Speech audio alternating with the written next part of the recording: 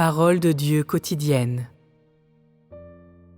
Depuis longtemps, vous reléguez dans un coin de votre esprit mes enseignements répétés.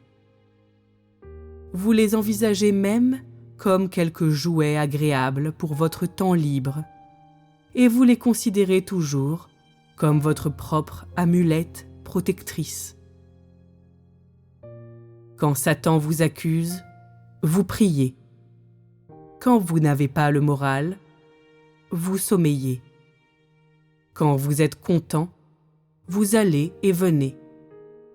Quand je vous fais des reproches, vous hochez la tête et vous vous inclinez.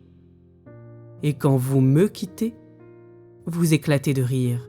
Dans une foule, personne n'est au-dessus de toi, mais tu ne te figures jamais que tu es le plus arrogant de tous.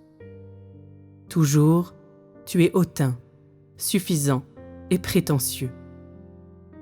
Comment de tels jeunes hommes, jeunes femmes, messieurs âgés et dames âgées, si ignorants et qui n'apprennent rien, pourraient-ils considérer mes paroles comme un précieux trésor?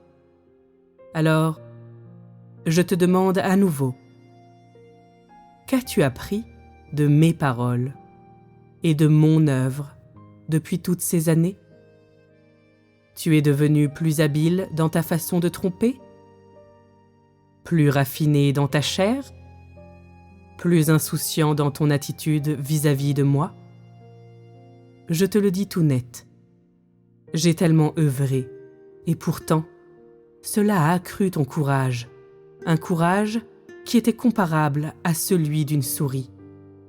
Ton appréhension vis-à-vis de moi diminue, car je suis trop bon, et je n'ai jamais sanctionné ta chair en étant violent. Tu penses peut-être que je ne fais que des remarques insolentes, mais plus souvent, je te souris, et je ne te blâme pratiquement jamais en pleine face, car je te pardonne toujours ta faiblesse.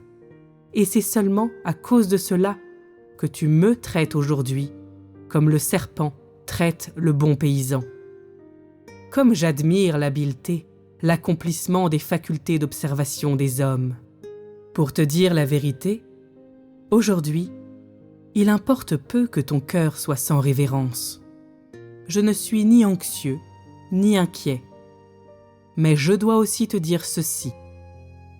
Toi, la personne de talent, ignorante et inculte, qui n'apprend pas, tu finiras par t'égarer dans l'ingéniosité insignifiante de ta propre valorisation.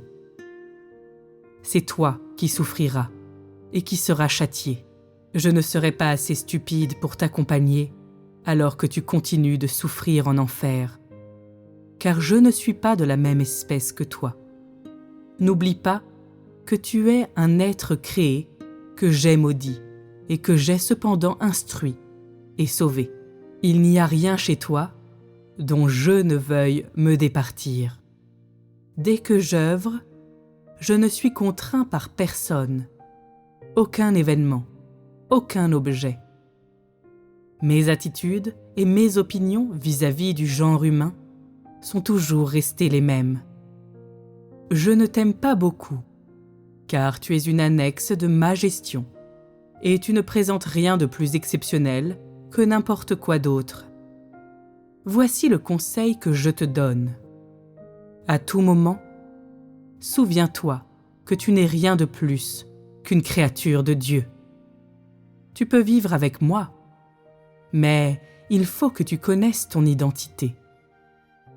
N'aie pas une trop haute opinion de toi-même. Même si je ne te fais pas de reproches, si je traite avec toi, ou si je te souris, cela ne prouve pas que tu sois de la même espèce que moi.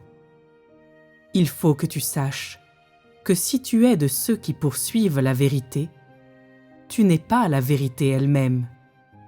Tu ne dois jamais cesser d'évoluer avec mes paroles. Tu ne peux pas y échapper. Je te conseille d'essayer d'apprendre quelque chose pendant ce moment formidable, en cette rare opportunité. Ne te moque pas de moi.